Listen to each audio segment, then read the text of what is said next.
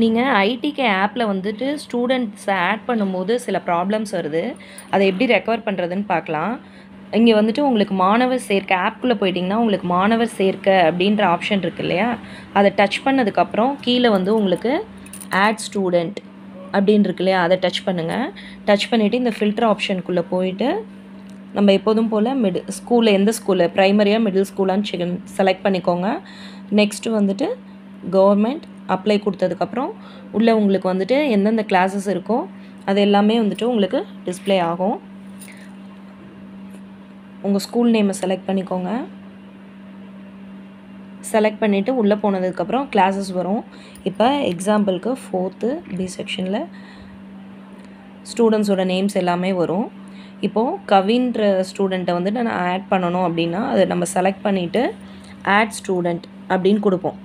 கொடுத்ததுக்கப்புறம் அது வந்து உங்களுக்கு சம்டைம்ஸ் சில ஸ்டூடெண்ட்ஸ் இது வந்துட்டு டூப்ளிகேட் என்ட்ரி அப்படின்னு வந்ததுன்னா நீங்கள் வந்து ஃபீல் பண்ணாதீங்க.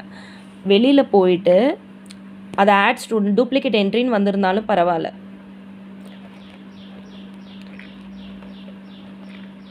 நீங்கள் வெளியில் போயிட்டு இந்த இடத்துல ரெஃப்ரெஷ் பட்டன் இருக்குது பார்த்தீங்களா, அந்த ரெஃப்ரெஷ் பட்டனை கொடுத்துட்டிங்கன்னா ஆட்டோமேட்டிக்காக ஒரு சிலருக்கு உடனே அந்த நேம்ஸ் எல்லாமே டிஸ்பிளே ஆகிடும். நீங்கள் எந்தெந்த ஸ்டூடெண்ட்ஸ் ஆட் பண்ணியிருக்கீங்களோ அது எல்லாமே டிஸ்பிளே ஆகிடும். சப்போஸ் உங்களுக்கு டிஸ்பிளே ஆகலை அப்படின்னா நீங்கள் ஒரு 1 நைட்டு ஒரு 10 hours வந்துட்டு நீங்கள் வெயிட் பண்ணுங்கள். வெயிட் பண்ணிங்கன்னா அடுத்த நாள் வந்துட்டு உங்களுக்கு ஆட்டோமேட்டிக்காக வந்துட்டு உங்களுக்கு சேவ் ஆகிடும். எல்லா நேம்ஸுமே வந்துட்டு உங்களுக்கு டிஸ்பிளே ஆக ஆரம்பிச்சிடும். இந்த ரெஃப்ரெஷ் பட்டனை மட்டும் அடிக்கடி கொடுத்துட்டே இருங்க.